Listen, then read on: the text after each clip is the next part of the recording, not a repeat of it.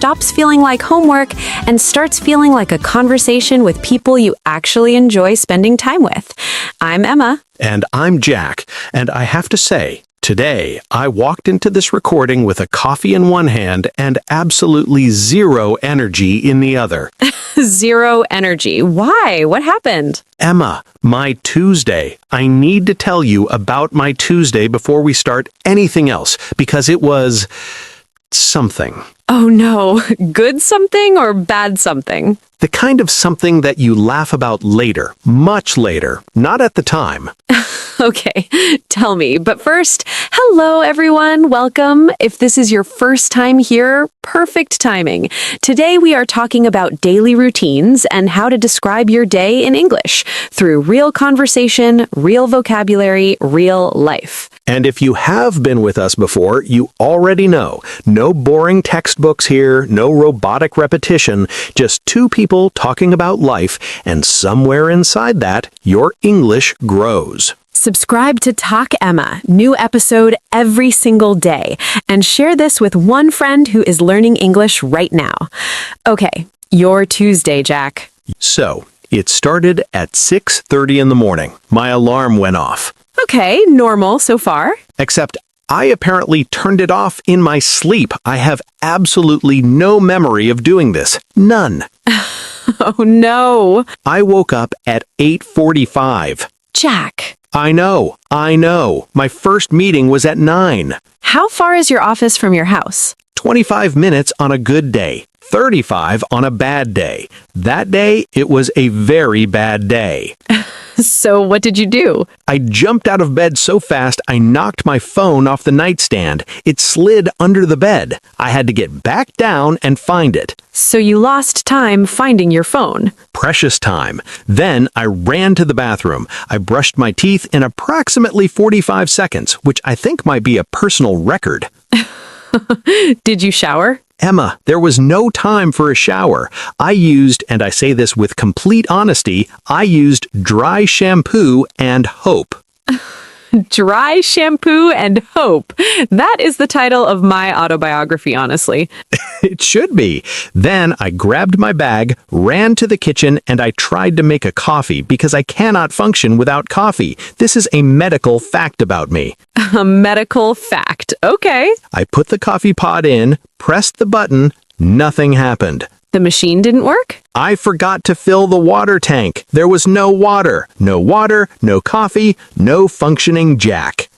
So what did you do? I left without coffee. I just walked out of the door and accepted my fate. That is genuinely one of the saddest things I have ever heard. It gets worse. How does it get worse? I got to the bus stop, waited 7 minutes, bus came, I got on, sat down, put my hand in my jacket pocket. No. My keys were still on the kitchen counter. Oh, Jack. I had to get off the bus, walk back home, get my keys, walk back to the bus stop, catch the next bus, arrive at work at 9:47. How was the meeting? They had started without me. Someone had put my name on a slide with a little question mark next to it.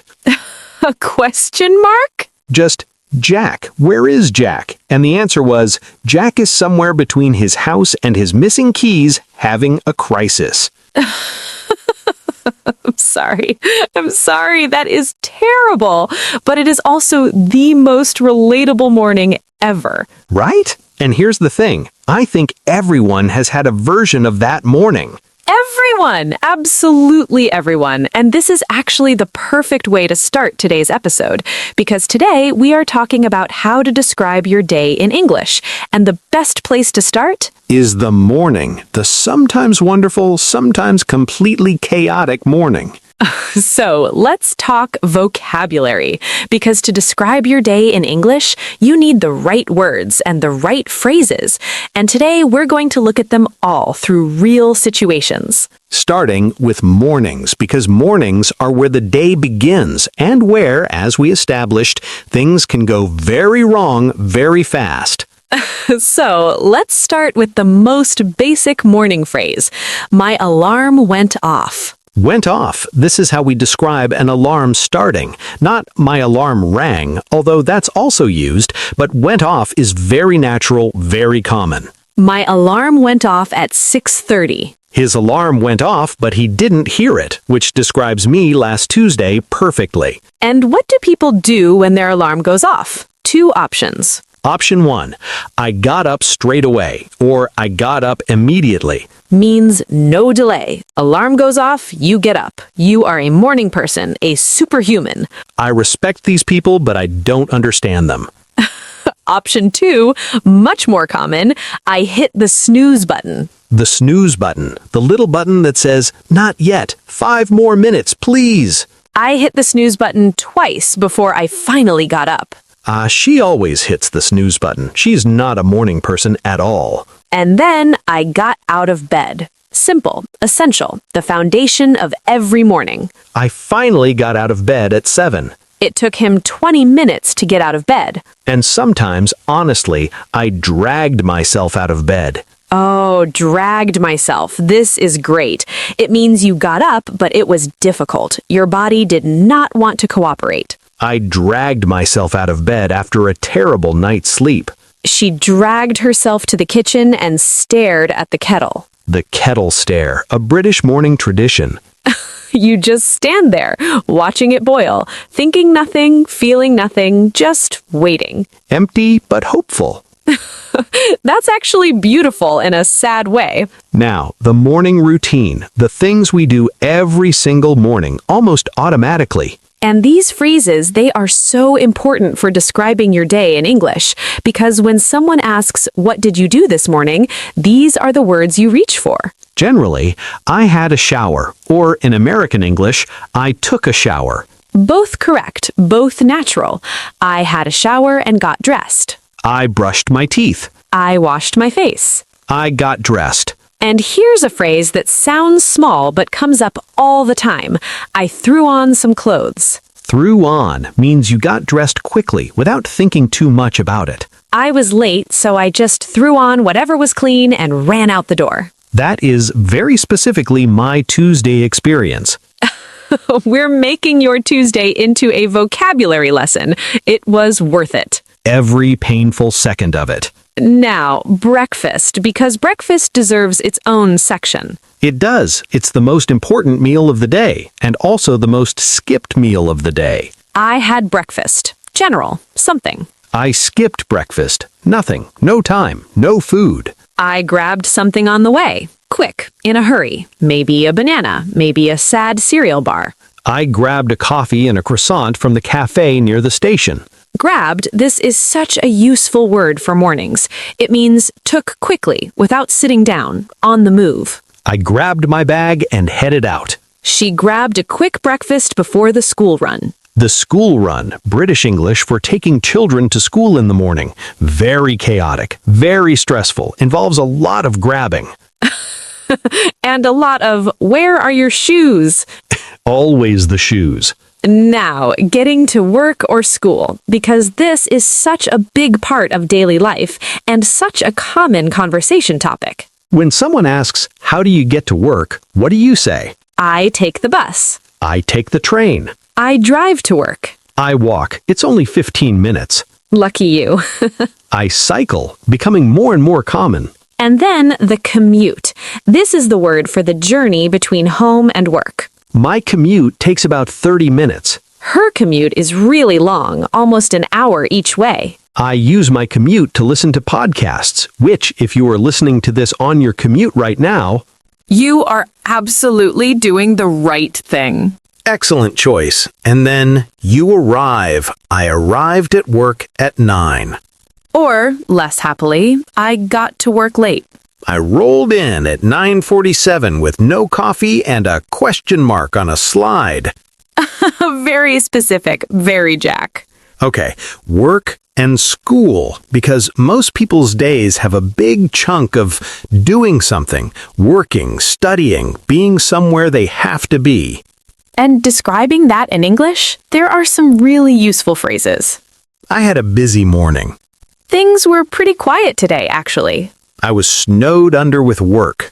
Remember this one from our phrases episode? Snowed under, completely overwhelmed. I had back-to-back meetings all morning. Back to back, one after another. No breaks, no breathing. I barely had time to think. I got a lot done today. Productive, satisfying. I didn't get much done. It was one of those days. One of those days. Oh, this phrase. Everyone knows this feeling.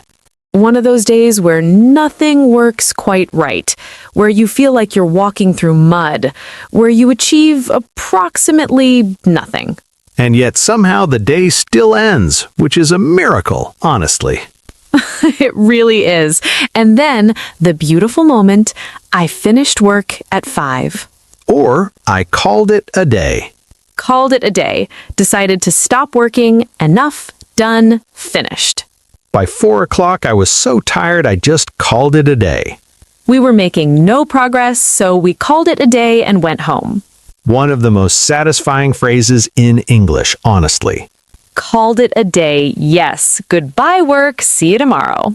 Now, let me tell you about something that happened to my colleague, Marcus, because this is a perfect example of how a normal Tuesday can go completely sideways. Oh, a Marcus story. I love a Marcus story. So Marcus, lovely man, very organized, always early, decided last week that he would have the perfect productive day. He made a list, he had his schedule, he was ready. Love the energy. 9 o'clock, he sits down at his desk, opens his laptop, types in his password. Okay. Wrong password. Uh-oh. Tries again. Wrong password. Uh-oh. Gets locked out of his computer. No! Has to call IT support. IT support puts him on hold. He is on hold for 22 minutes listening to the same 3 pieces of hold music on repeat. The hold music, the same song again and again.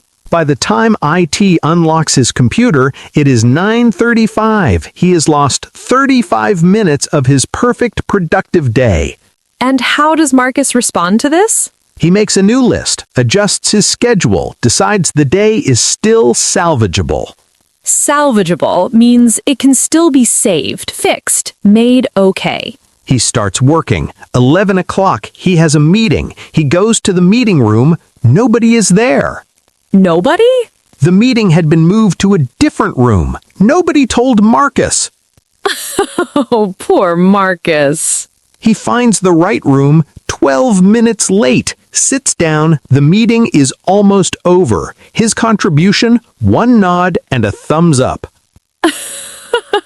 A thumbs up. He sat through the commute, the password crisis, the hold music for a thumbs up. After the meeting, he goes back to his desk, opens his sandwich. He'd brought lunch from home, very organized, takes 1 bite. What? He'd grabbed his wife's lunch by mistake. She had a very healthy lunch, lots of lettuce, some kind of grain he'd never seen before. Oh, Jack, that poor man. He ate the mysterious grain lunch. He didn't complain. He just ate it quietly and stared out the window. That is genuinely one of the most relatable days I have ever heard, because it's not one big disaster. It's 100 small ones, all in a row. And that's real life. That's what a real day actually looks like sometimes. And the vocabulary in that story, so useful. Got locked out, on hold, salvageable, meeting was moved, grabbed the wrong thing. All real phrases, all things that happen in real daily life. Marcus is basically a walking vocabulary lesson. We should tell him. He'd be flattered. Okay, afternoons, because the afternoon has its own energy, its own vocabulary. The afternoon slump, the 3 o'clock feeling. I hit the afternoon slump around 3. Hit the slump means reached that low energy point in the afternoon, when your eyes feel heavy and your brain slows down. I needed a coffee to get through the afternoon. I took a short walk to wake myself up. I pushed through, means I kept going even though it was hard. It was tough, but I pushed through and finished everything. And then, for some people, I worked from home today. More and more common, and it has its own challenges. Oh, absolutely, because working from home sounds lovely, and sometimes it is. And sometimes your neighbor decides that noon is the perfect time to start drilling. Or your cat sits on your keyboard. Or you make yourself a snack and suddenly it's 3 o'clock and you've eaten everything in the kitchen.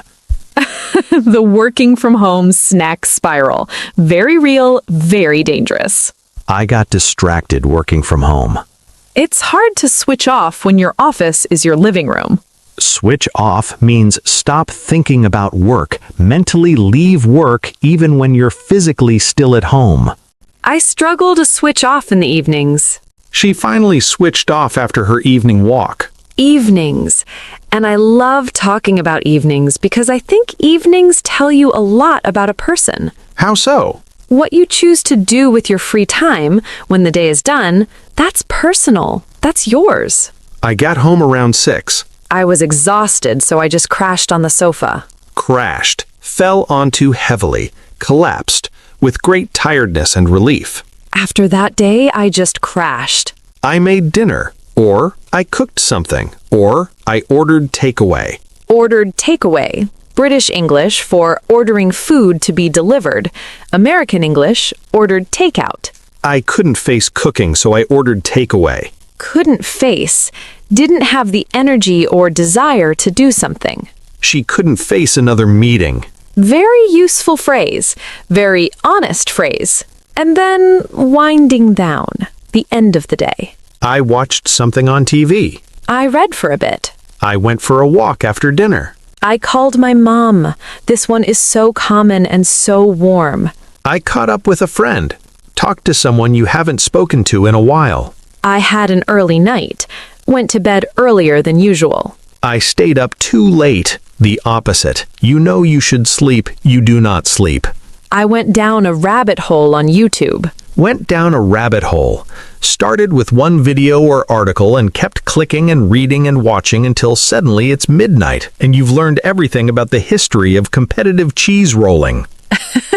That is extremely specific. I may have personal experience with this.